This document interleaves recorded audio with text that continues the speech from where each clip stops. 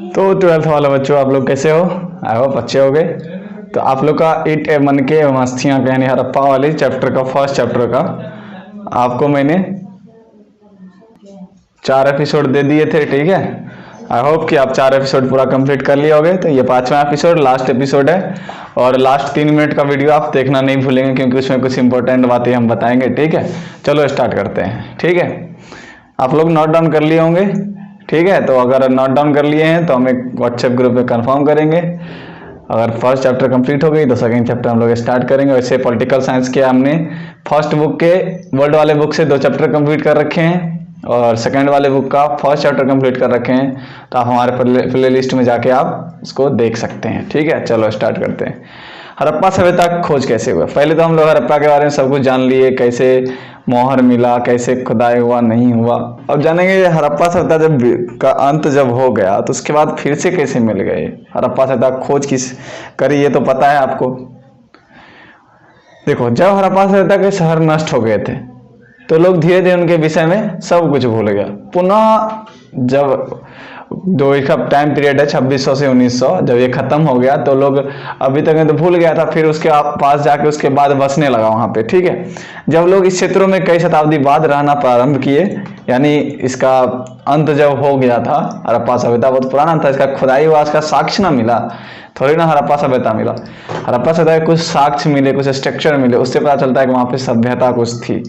तो जब हड़प्पा सभ्यता खत्म हो गई होगी कुछ शताब्दी बाद, बहुत ही कई शताब्दियों बाद वहां लोग रहना स्टार्ट कर दिए, ठीक है। फिर से जब वहां के लोग खेत जोतते थे और या बाढ़ आता था या बाढ़ के आने से मिट्टी का कटाव होता था या मिट्टी काटते थे लोग, तो उसके नीचे जमीन से नीचे से कुछ पुरातत्व वस्तु निकलती थी, कुछ पुरानी चीज निकलती थी। तो इनसे वहां के जो लोग थे बहुत ही आश्चर्य होने लगे कि या खुदाई कर रहा हूँ, खेत जोत रहा हूँ, बाढ़ आ रहा है तो नीचे से कुछ निकल रहा है, कहीं पे कुछ निकल रहा है, कहीं पे कुछ निकल रहा है। जो चीज पूरा वस्तु थे वही निकल रहे थे, जो उन लोगों ने छोड़ा था, यूज करा था छोड़ के, ठीक है। उन सब चीज निकली। तो जो नए नए लोग वहां रहना स्टार्ट किए थे उस भूमि पे ऊपर में, तो उन लोगों को आश्चर्य हुआ कि ये नीचे से कैसे निकल रहा है। उनको ये नहीं पता था कि हड़प्पा एक सभ्यता पहले थी यहाँ पे, ये नहीं पता था, ठीक है। उसके बाद सेकंड टॉपिक है आपका, अगला टॉपिक कनिंघम का भ्रम। कनिंघम आपको पता है भारतीय सर्वेक्षण विभाग के, पुरातात्विक सर्वेक्षण विभाग के प्रथम डायरेक्टर थे कनिंघम, ठीक है। जिनका पूरा नाम क्या था? Alexander Cunningham. इनका क्या मानना था कि हड़प्पा सभ्यता का जो शुरुआत हुआ वो गंगा घाटी से स्टार्ट हुआ है, ठीक है। लेकिन ऐसा कुछ नहीं था, उनसे पहले भी एक सभ्यता स्टार्ट हो रखी थी।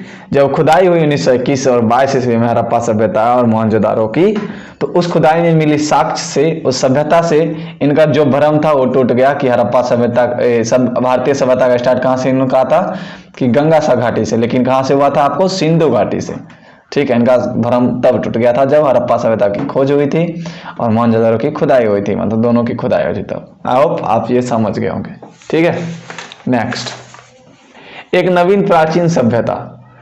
जब 19-20वीं शताब्दी के आरंभ में दशकों में दयाराम साहनी जो है पुरातत्वविदों ने, जो पुरातत्वविद कहते हैं जो पुराने वस्तुओं को की खोज जो करते हैं, ठीक है, उन लोगों को बोलते हैं पुरातत्वविद, जो पुरानी चीजों की खोज करते हैं। उन्होंने हड़प्पा में मोहर खोजा, जो आपको मैंने बताया था 1921 में, यानी 20वीं शताब्दी में, ठीक है। अभी 21वीं शताब्दी है, ठीक है। शताब्दी मतलब 100 साल होता है, जैसे 21वीं शताब्दी है तो 2000 से लेके 2001 से लेके आपको 3000 तक, ठीक है। शताब्दी मतलब 100 साल, सॉरी 2001 से लेके 2100 तक, सॉरी 2100 तक, ये होगा 20वीं शताब्दी, ठीक है। 20वीं शताब्दी 21वीं शताब्दी और 20वीं शताब्दी हो गया 1901 से लेकर 2000 तक। तो इन्हीं में 2000, इन दोनों के बीच में आती है 1921 और 22। तो 20वीं शताब्दी के आरंभ में जो उस दशक में दयाराम साहनी ने हड़प्पा में एक मोहर खोजा, ठीक है। निश्चित रूप से ये ऐतिहासिक स्तरों पे कहीं ना कहीं ये प्राचीन स्तरों की संबंधित ये चीज दिखाया कि जो हड़प्पा में आपको मोहर निकला है।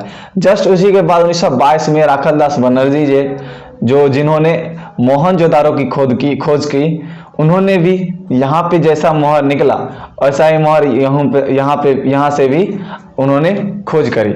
जब इन दोनों में कुछ समानता दिखाई पड़ी तो अनुमान लगाया गया कि दोनों पुरा वस्तु जो है ना एक ही पुरातात्विक संस्कृति के, यानी दोनों की डेवलप जो है ना एक ही साथ हुआ था। मोहनजोदड़ो और हड़प्पा की खोज जब इन दोनों मोहरों की पता चला, समानता पाई गई, तो इन दोनों मोहरों से पता लगा कि दोनों में समानता है। इसका मतलब है एक मोहनजोदड़ो से नहीं मिला है, एक हड़प्पा से, तो दोनों सभ्यता की मतलब विकास एक ही साथ हुआ होगा, यानी पुरातात्विक संस्कृति दोनों का भाग एक ही है।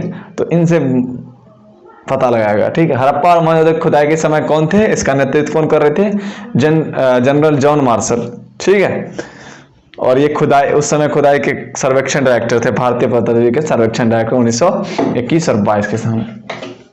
देखो, जॉन मार्शल ने इन्हीं खोज के आधार पर पूरे विश्व के समक्ष, ठीक है, पूरे विश्व के समक्ष इन्होंने बताया कि सिंधु घाटी में एक नवीन सभ्यता की खोज की घोषणा करी पूरा विश्व के समक्ष। और इनके कार्यकाल में वास्तव में भारतीय पुरातत्व में एक व्यापक परिवर्तन हुआ कि दो नए सभ्यता की खोज करी गई इनके कार्यकाल में, जॉन मार्शल कार्य में। यह एक भारतीय पुरातत्व में एक व्यापक परिवर्तन था। ठीक है, आई होप ये समझ गए होंगे आप। नई तकनीकी एवं प्रश्न। 1944 में भारतीय पुरातत्व सर्वेक्षण के डायरेक्टर कौन बने, R.E.M. वोहिलर। ठीक है, ये आपको सिंगल मार्क्स में पूछ सकता है कि R.E. वोहिलर कौन थे। तो 1944 में भारतीय पुरातत्विक सर्वेक्षण के डायरेक्टर जनरल थे। पाकिस्तान के बनने के बाद क्या हुआ, अधिकांश, अभी इसके बाद जो फैक्टर बताऊंगा, कौन सा साइट पे जो बताऊंगा, कौन सा साइट कहाँ पे था, वो आप जानने को मिलेगा आपको। ठीक है, पाकिस्तान के बनने के बाद क्या हुआ ना, जितना भी हड़प्पा सभ्यता के साइट थे, अच्छे साइट, वो सब नहीं, विभाजन के बाद सारा पाकिस्तान में चला गया। ठीक है, विभाजन के बाद जो प्रमुख स्थान था सभ्यता की, सारा कहाँ चला गया, पाकिस्तान में। ठीक है, इसी कारणों से भारतीय पुरातत्व ने क्या करा कि फिर से इन्होंने नए पुरास्थलों को चिन्हित करने का प्रयास शुरू कर दिया। इन प्रयासों से क्या हुआ, कच्छ में हुए व्यापक सर्वेक्षण हुए, कच्छ गुजरात में पड़ता है, और उनसे क्या हुआ कि हड़प्पा बस्ती प्रकाश में आई, कुछ लोथल आए, धौलावीरा आए, नागेश्वर आए। ठीक है, सर्वेक्षण के बाद, क्योंकि सारा बंटवारा के बाद सारा प्रमुख स्थल जो था वो पाकिस्तान में चले गया, हमले के पास कुछ नहीं बचा था। तो फिर से पुरातत्व के जो जनरल थे उन्होंने स्टार्ट कर दिया अपने इंडिया के अंदर सर्वेक्षण करना, और हड़प्पा बस्ती कहीं कहीं प्रकाश में आई, जैसे लोथल आए, आपको गुजरात में धौलावीरा आए, गुजरात में नागेश्वर आए, गुजरात में आए कालीबंगा आए, राजस्थान में आए। ठीक है, राखीगढ़ आए, ये सब आया। ठीक है, पंजाब और हरियाणा में भी कुछ ऐसे अन्वेषकों का हड़प्पाई विशेषता, चाहे जिसको बस्तियां बोलते हैं आप, उनकी सूची सामने आई, और इन सूची वो भी है हड़प्पा सभ्यता में ऐड हो गई, वानावली और राखीगढ़। आई होप यहाँ तक आप समझ गए होंगे। अब ये लास्ट आपका है, कुछ ऐसे स्थल जो उस समय उनका नाम और अभी वो कहाँ है, किस स्टेट में है, यानी किस देश में है, वो जानेंगे। नागेश्वर ये आपका कहाँ है, सामने आप देख रहे होंगे, गुजरात। लोथल भी आपको गुजरात में पड़ता है, धौलावीरा भी आपको गुजरात में ही पड़ता है। तो आप डायरेक्ट, इसीलिए मैंने तीनों गुजरात के साइट को एक जगह लिखा है, आप तुरंत याद कर लोगे क्या क्या, नागेश्वर, धौलावीरा और आपको लोथल। ठीक है, आई होप यहाँ तक आप समझ गए। कालीबंगा और बानावली आपको पड़ता है, सॉरी कालीबंगा पड़ता है सरस्वती नदी के किनारे राजस्थान में। ये सब हड़प्पा साइट है, और अभी की स्थिति क्या है, कौन से देश में है, कौन से स्टेट में है, ये बता रहा हूँ।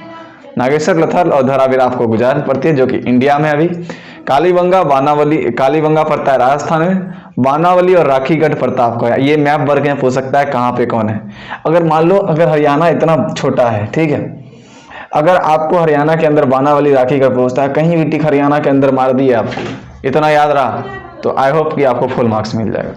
तो सिर्फ आप ये याद अभी रख लो हरियाणा कहाँ है, हरियाणा में कौन कौन से साइट है, बानावली और राखीगढ़। ठीक है, आई होप समझ गए होंगे। लेकिन आपको ये जब एग्जाम आएगी तब मैप देख लेना है कौन सा कहाँ है, सही टिक मारना है। जैसे देखो हड़प्पा कहाँ है, पंजाब के ऊपर है, ठीक है, पाकिस्तान में। और आपको ये जैसे गुजरात है, तो गुजरात के बोले मोहनजोदारो, कोटियादी, चुहंदरू, बालाकोट, ये चारों एक ही जगह है। तो वो सब अभी मत देखना, सिर्फ ये याद रख लो कि कौन सा साइट किस स्टेट में है, किस देश में है। अब देखो हड़प्पा कहाँ है, पाकिस्तान में। देखो पाकिस्तान में कितने साइट चले गए, पाकिस्तान में हड़प्पा, मोहनजोदड़ो, हड़प्पा, ये मेन साइट देखो, दो हड़प्पा, ये हड़प्पा और मोहनजोदड़ो दोनों चले गए पाकिस्तान में ही।